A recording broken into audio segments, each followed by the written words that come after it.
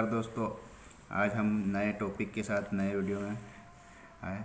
आपको एक नया टॉपिक प्राप्ति भुगतान खाता के क्वेश्चनों के साथ, क्वेश्चन कैसे आता है, कैसे उसको हल करते हैं, कैसे उसका सॉल्यूशन निकालते हैं, है ना। तो आपको क्वेश्चन दिख रहा होगा हमारी स्क्रीन पर, ठीक है।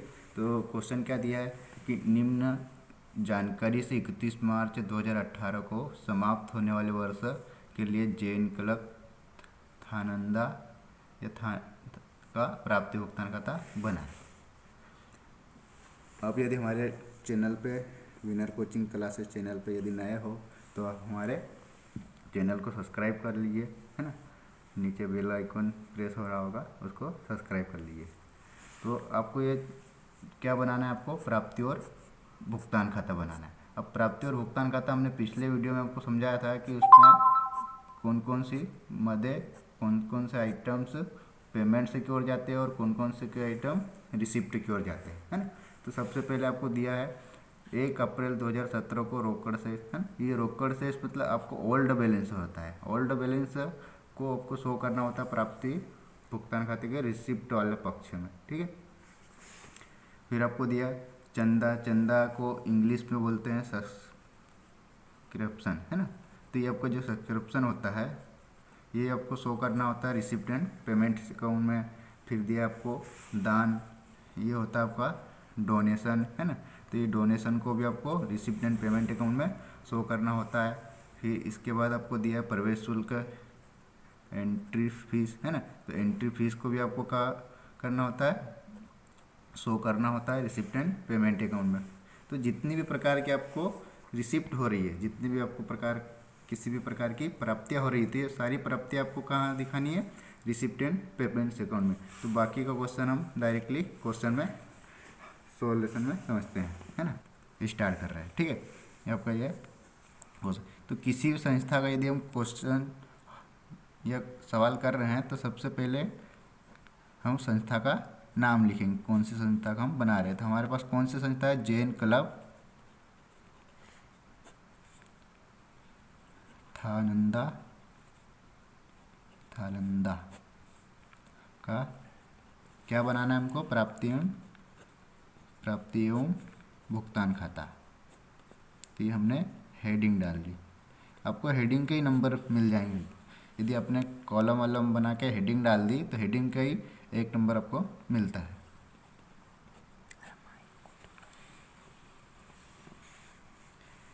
अब ये कब के लिए बना रहे हैं, तो हम बना रहे हैं 31 मार्च 2018 समाप्त वर्ष का। ये सारी हेडिंग डालनी है। ये हेडिंग होने के बाद आपको क्या करना है, आपको कॉलम बनाने। तो आपके कॉलम कितने आते हैं, इसमें 4 कॉलम आता है। आपका पहला कॉलम जो रहता है वो होता है पर्टिकुलर अमाउंट,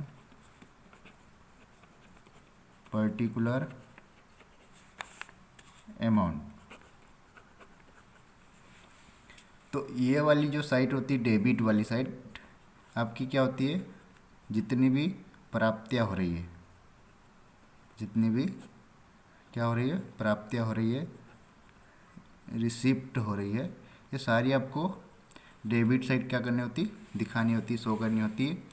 और ये आपकी वाली साइट है क्रेडिट साइड। तो क्रेडिट साइड में जितने भी आपको पेमेंट करना है, भुगतान करना है ना, ये सारी चीज़ें क्रेडिट साइड में हो जाती है।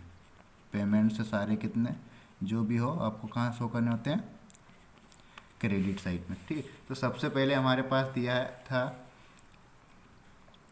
रोकड़ शेष। सबसे पहले हमारे पास क्या दिया था, 1 अप्रैल का रोकड़ शेष, जो आपने पीछे देखा तो वो कितना था, 880 रुपये।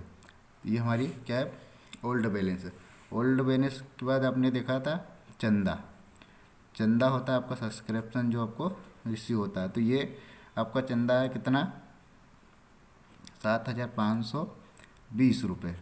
ये आपकी रिसिप्ट पक्ष की आइटम्स हो गए, हैं। इसके बाद आपका है दूसरे नंबर पे दान प्राप्त। अब ये आपका दान डोनेशन जो होता है, डोनेशन भी आपका कहाँ होता है, रिसिप्ट पक्ष में होता है। कि किसी प्रकार की प्राप्ति को हम कहाँ लिखेंगे, प्राप्तियान भुगतान खाते के रिसिप्ट वाले कॉलम में। फिर आपका किराया प्राप्त है। अब किराया जो है, तो किराया आपकी क्या होती है, प्राप्ति होती है ना, रिसिप्ट हो रही है। तो आपको इसको भी आपको क्या करना पड़ेगा, रिसिप्ट एंड पेमेंट के रिसिप्ट पक्ष में शो करना होता था। आपका ये रिसिप्ट एंड पेमेंट का जो किराया वो कितना है, 860 रुपये है। फिर आपके पास अब इधर यहाँ पे आ जाता है बिजली व्यय। अब बिजली व्यय आपके लिए क्या होता है, आपके लिए होता है एक्सपेंसेस। एक्सपेंसेस बोले तो पेमेंट करना होगा इसका, पेमेंट। तो इसको हम कहाँ लिखेंगे, पेमेंट वाले पक्ष में। अब इसका जो पेमेंट था कितना था, 680 रुपये। ठीक है, बिजली व्यय कितना होगा आपका, 680 रुपये। और किराया प्राप्त, अब हमारे पास एक और रिसिप्ट पक्ष की मद आती है, वो वाली कौन सी है, तो प्रवेश शुल्क। प्रवेश शुल्क, आपका प्रवेश शुल्क कितना दिया है यहाँ पे, 1050 रुपये। ठीक है, ये प्रवेश शुल्क हो गया आपका। इसके बाद आपके पास दिया था कर, क्या दिया था, कर, टैक्स।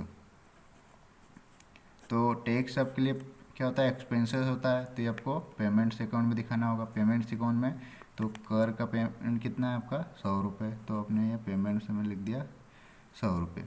फिर इसके बाद आपका दिया था क्वेश्चन में सचिव का मानदेय, सचिव का मानदेय, मानदेय। तो सचिव का मानदेय जो वो भी एक प्रकार का वेतन होता है। तो ये आपको दिया था कितना, 500 रुपये। फिर आपको वेतन दिया था सैलरी, सैलरी आपको पेमेंट करनी होती है, एक्सपेंसेस होते हैं आपके, है ना। तो ये कितनी दी थी, 4300 रुपये। फिर आपको दिया था विनियोग से आय। तो विनियोग से आय जो होती है, तो आपकी विनियोग से आय आपके लिए क्या होती है, इनकम होती है। विनियोग, आपने कहीं पैसा इन्वेस्ट किया है, उससे आपको क्या हो रही है, आय हो रही है, इनकम हो रही है। तो वही हो इनकम क्या कहलाएगी आपके लिए, विनियोग से आय। तो विनियोग से आय कितनी हो रही है आपको, 590 रुपये। आपके लिए रिसिप्ट और पेमेंट अकाउंट में रिसिप्ट पक्ष में आ जाएगी। फिर इसके बाद है आपका स्टेशनरी। तो स्टेशनरी आपकी क्या होती है, एक्सपेंसेस होते हैं, है ना, वह होते हैं। तो स्टेशनरी को आपने कहाँ पेमेंट्स पक्ष में लिख दिया, कितना रुपये है, 70 रुपये। फिर आपका है लघु व्यय। तो लघु व्यय भी आपके हैं, जो पेटी केसबुक होते हैं, छोटे छोटे व्यय होते हैं, इनको भी हम कहाँ पेमेंट में लिखेंगे, पेमेंट्स में लिखेंगे। कितना है आपके, 180। इसके बाद है बीमा प्रीमियम। अब किसी संस्था में किसी का बीमा है, संस्था ने किसी का आइटम्स का, किसी संपत्ति का बीमा करवा के रखा है, तो बीमा प्रीमियम वाले को भी हमको पेमेंट करना होता है। तो आपका ये पेमेंट कहाँ से होगा, भुगतान खाते, भुगतान पक्ष में, है ना। कितना, 60 रुपये। अब क्या करना है हमको, इस साइड का टोटल लगाना है और इस साइड का टोटल लगाना है। और जो टोटल डेबिट साइड का यदि टोटल अधिक होता है, तो आपको क्या करना है, शेष कहाँ लिखेंगे, क्रेडिट साइड। और यदि क्रेडिट साइड का टोटल ज़्यादा होता है, तो शेष हम कहाँ लिखेंगे, डेबिट साइड। लेकिन अधिकतर ये होता है कि आपका डेबिट साइड का टोटल जो होता है वो क्या होता है, ज़्यादा होता है। तो हमको जो शेष लिखना होता है, कहाँ लिखना होता है, क्रेडिट साइड। तो आपका शेष बैलेंस है, ठीक है। इस साइड का टोटल आपका कितना आ रहा है, टोटल आ रहा है 12,500 रुपये। ठीक, तो ये जो अधिक वाला टोटल है, आपको क्या करना है, दोनों साइड लिखना है। अधिक वाला टोटल आपको दोनों साइड लिखना है। अब दोनों साइड लिखना है, तो दोनों साइड आपका कितना हो जाएगा, 12,500 रुपये। ठीक है, ये कितना हो जाएगा आपका, 12,500। अब हमने इस साइड का टोटल लगा, तो इस साइड का टोटल आपका कितना है, 5,890 रुपये। तो 5,890 रुपये को क्या करना है, 12,500 में से माइनस करेंगे, तो आपका कितना आ जाएगा, 6,610 रुपये। तो आपका ये कितना आंसर आ गया, 6,610 रुपये। तो आपका जो प्राप्तियाँ क्या होगी, प्राप्तियाँ आपकी कितनी ज़्यादा है, 12,500, और आपके पेमेंट से कितना है, 5,890। तो आपका जो डिफरेंट आएगा, वो डिफरेंस आपका क्या होगा, प्राप्ति भुगतान खाते का आंसर। तो आंसर कितना है आपका 6,610 रुपये। ठीक है, अब हमारा क्वेश्चन एक बार डबल से। क्वेश्चन में आपको ये सारे आइटम्स दिए थे, आपको रोकड़ शेष दी थी, चंदा दिया था, दान दिया था, प्रवेश शुल्क दिया था, प्राप्त किराया था, बिजली व्यय था, कर था, वेतन था। तो इस सारे आइटम को देखते हुए हमने क्या करा है, ये आपके सामने प्राप्ति और भुगतान खाता बनाया। सबसे पहले आपको हेडिंग डालना है। हेडिंग डालने के बाद ये सारे प्राप्ति आपको प्राप्ति पक्ष में लिखना है और सारे भुगतान से भुगतान पक्ष में लिखना है। ठीक है, अब किसी प्रकार का यदि डाउट हो तो डाउट के लिए हमको हमारे चैनल में हमारे वीडियो पर कमेंट करें, है ना, और हमारे वीडियो को सब्सक्राइब करें, अधिक से अधिक देखें, ठीक है, और शेयर करें।